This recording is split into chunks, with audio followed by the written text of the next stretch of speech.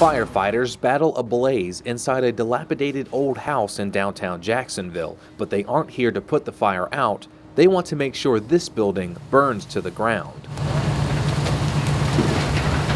It's part of a live burn exercise that will give valuable training to the Jacksonville Fire Department and remove blight from the city's downtown area. But before anyone strikes a match, a lot of work is done to prepare.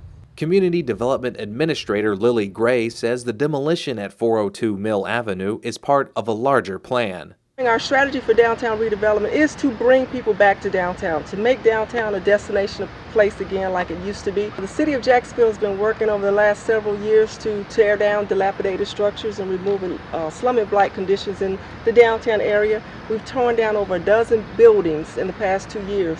And the unique thing about this one is it allows us to stretch our resources and provide training to our firefighters while still eliminating a slum and blight condition in the neighborhood.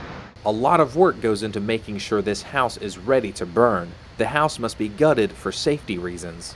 We help coordinate the asbestos removal. We have to make sure that all hazardous materials are removed before any demolition occurs. So we coordinated that piece for the fire department and prepared the structure for them to actually go in safely and conduct their burn. This is a residential house that was owned by Hunter Hadley, and he wants to redevelop this site. And he's donated the house for our use for conducting a live burn operation in.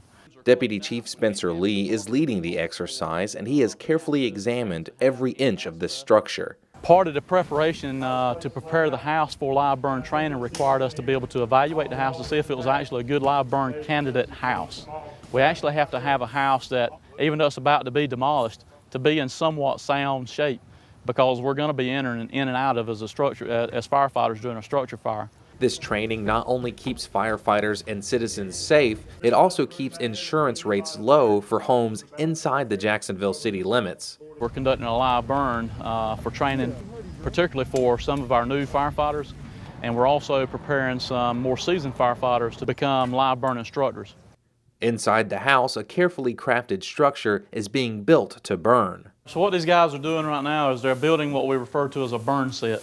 And this is how we'll get the fire propagated inside the structure to help facilitate creating an environment like they would experience in a real structure fire. The burn set is about as low tech as you can get. This is just wheat straw that we buy locally. It's a tinder kindling that uses to help propagate the fire, help build it fast. This is a much better control burning material than something, say, like gasoline. Gasoline's very volatile, so we want to use something that has it will still create a hot fire, but it'll burn in a more controlled manner. All right, go get your team. Controlling the fire's behavior will keep firefighters safe while still keeping the training realistic. And as the fire started at the bottom of the pile and travels up to the top, starts rolling across the ceiling, it'll give them an experience they would likely encounter in a real structure fire. Real quick, team one. There's one final safety briefing before the burn. 2 possible entries on this house. Front door and side door. Check your patterns before you go in.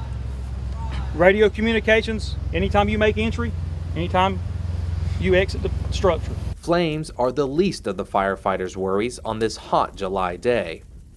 Primarily, the biggest safety concern that we have today is the fact that it's, in the high 90s. Firefighters work in extremely volatile environments, and wearing turnout gear and things of that nature adds to their body heat. And when they're exposed to high temperature environments like they have here today, it just compounds the problems that they experience. The Jacksonville Police Department cordons off the area. Well, we're helping provide traffic control, blocking off the streets, so the fire department can concentrate on doing their training with the control burn, and to answer any questions when citizens might walk up, they can talk to us first, and we can just explain what's going on. Homeowner Hunter Hadley watches with mixed emotions as the fire is started. I hate to see it go down, but I think that house was built in 1918, and it would have cost more to restore it than it would to tear it down and start over.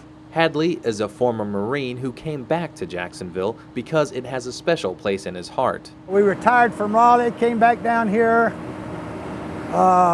We built a house down in the old section, and I didn't like what we saw, so we started buying old houses and tearing them down. And this is our house, and as soon as we get it torn down, we're going to put something nice there. So we're basically trying to rejuvenate downtown Jacksonville.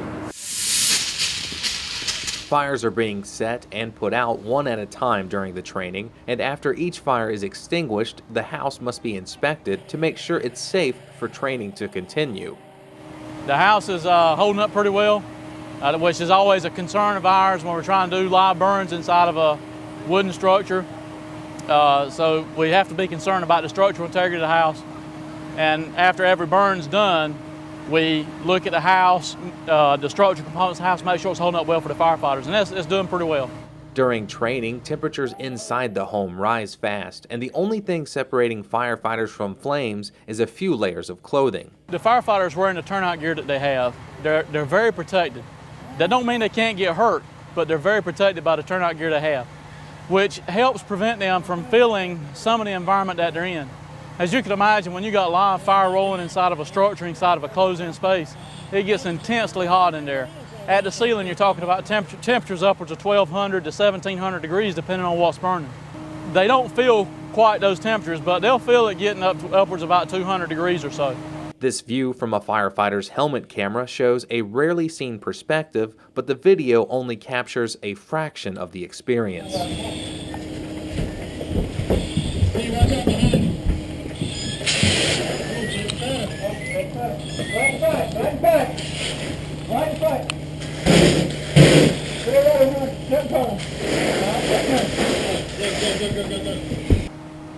It's intensely hot.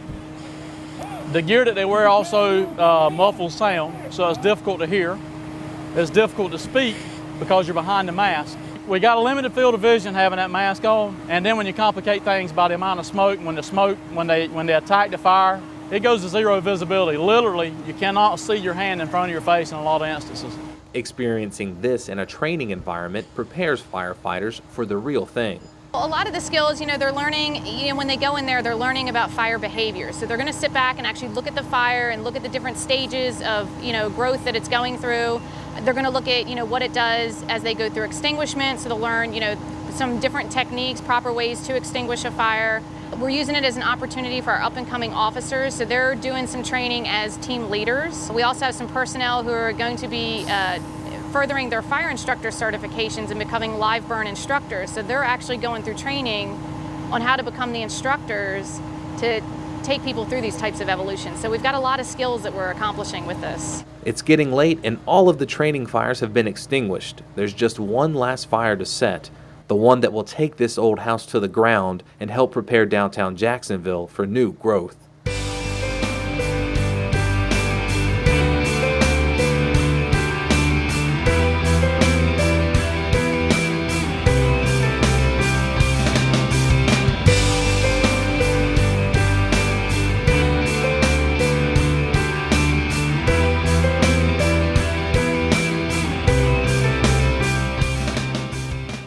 It's been a long day leading up to this point, and it's taken weeks of behind-the-scenes work by Chief Lee and many others to make the live burn happen. Doing something like this requires coordination of a lot of resources, and there's a lot of people that's had a part in helping make this happen. I'm very appreciative for all the efforts that everybody's put into making this happen, from the folks with the Jacksonville Fire Department to Onslow County EMS and the city administrators and other city departments that have a hand in helping us put this together.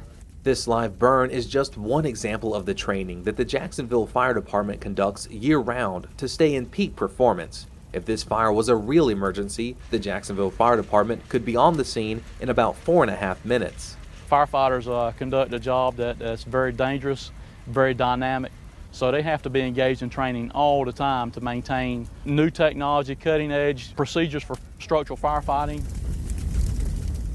I've been doing live burns probably for about 15 years, and I can tell you, over my experience as a firefighter, I have learned something. It seems like every time I've conducted a live burn, you really can't put a price tag on this type of training. On this night, it's more than training. It's a boost to the city that will help revitalize downtown Jacksonville when a new home rises from the ashes.